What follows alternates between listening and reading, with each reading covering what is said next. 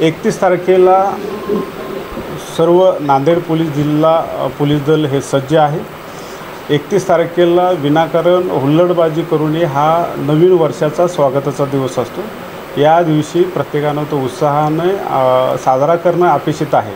मात्र काही हुल्लडबाज तरुण त्याचबरोबर दारू प्राशन करून काही मुलं, काही तरुण, काही व्यक्ती हे त्या दिवशी हुल्लडबाजी करत असतात। तर अशा व्यक्तींच्यावर कारवाई करण्यासाठी माननीय SP साहेबांच्या आदेशाने आणि मार्गदर्शनाखाली खूप मोठ्या प्रमाणात बंदोबस्ताचं नियोजन केलेलं आहे। हे बंदोबस्त फक्त 31 तारखेलाच आहे असं नाही, तर ते बंदोबस्ताची स्कीम ही 30 तारखेपासून लागू असेल आणि माननीय SP साहेब, स्वतः मी, त्याचबरोबर आमचे सर्व पोलीस ऑफिसर, DYSP, PI हे सर्वजण त्या दिवशी रस्त्यावर असतील।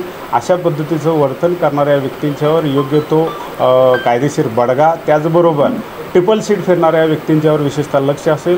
विशेषतः तरुण की जे दारू पिऊन फिरतील अशा लोकांचं त्याशी चेकिंग होईल आणि अशा लोकांना ताब्यात घेतलं जाईल। यासाठी नांदेड पोलीस जिल्हा दलातर्फे एक आव्हान आहे की आपण नवीन वर्षाचं स्वागत अगदी आनंदाने आणि उत्साहाने करावं, पण त्याचबरोबर नांदेडची शांतताही अबाधित राहावी याकडे आपण लक्ष द्यावं। आता या ठिकाणच्या एका व्यापाऱ्याला 5 तारखेला एक मेसेज आला होता आणि संबंधित मेसेजमध्ये मी रिंदाचा शूटर आहे आणि मला 20 लाख रुपयाची खंडणी पाहिजे।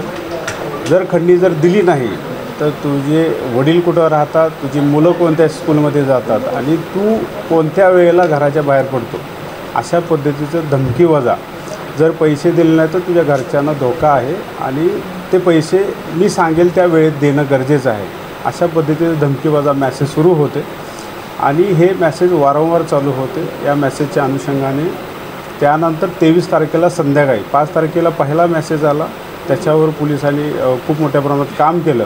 मात्र त्यानंतर कोणत्याही पद्धतीचे मेसेज नव्हते आणि 23 तारखेला परत संध्याकाळी मेसेज सुरू झाले। माननीय SP साहेबांच्या मार्गदर्शनाखाली आमची सर्व LCBची टीम, त्याचबरोबर सायबर टीम यांनी खूप महत्त्व आणि प्रयत्न करून याच्यामध्ये कारवाई केली आणि त्याच्यामध्ये संबंधित आरोपीला अटक केलेली आहे। सर, भाग्यनगर हद्दीमध्ये एक झालं, हां ठीक आहे। हां, भाग्यनगर हद्दीमध्ये घरफोडीचे प्रकरण वगैरे झालं आहे। भाग्यनगरमध्ये साधारण 5 घरफोड्या ओपन झालेल्या आहेत आणि याच्यामधला जो आरोपी होता हा आरोपी तसा रेकॉर्डवरचा आरोपी आहे आणि तो ऑक्टोबरमध्ये बाहेर पडला होता।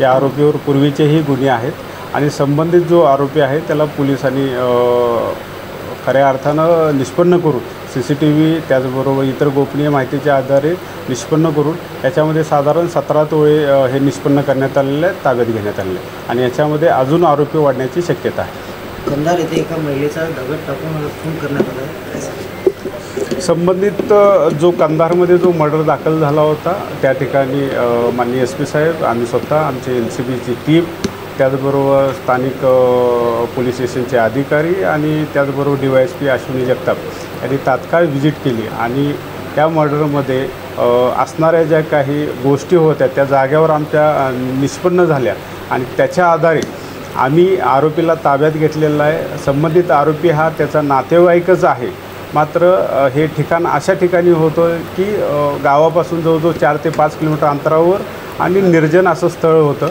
मात्र पोलिसांनी अगदी शिताफीनं हा गुन्हा उघडकीस आणलेला आहे आणि याच्यामधला आरोपी ताब्यात आहे आणि आरोपीने कबुली दिलेली आहे। सायबर सेल अनेक मोबाईल जप्त करण्यात आले। पोलीस स्टेशन हद्दीमध्ये जे मोबाईल जातात याची तक्रार पोलीस स्टेशनला दाखल होते आणि याच्यावर खऱ्या अर्थानं आमची सायबरची जी प्रभावशाली टीम आहे ही कार्यरत असते आणि ही टीम याच्यामध्ये जे काही आम्ही आज 150 मोबाईल जे सादर केलेले आहेत याच्यामध्ये बऱ्याच दिवसापासून हे मोबाईल गेलेले आहेत। काही लोकांचे 4 दिवसापूर्वी गेलेले आहेत, काही लोकांचे वर्षभरापूर्वी गेलेले। मात्र आमची सायबर टीम याच्यावर पूर्णतः लक्ष ठेवून असते आणि अशा पद्धतीने गेल्या अनेक दिवसापासून जे काही मोबाईल गेले होते त्यातले 150 मोबाईल आम्हाला मिळालेले आहेत आणि ते मोबाईल आज माननीय SP साहेबांच्या हस्ते संबंधित व्यक्तींना परत देण्यात आले। नागरिकांना काय आवाहन करणार? कशा संदर्भात? खंड 31 आणि खंड सरांनी बोलले की आता नाही,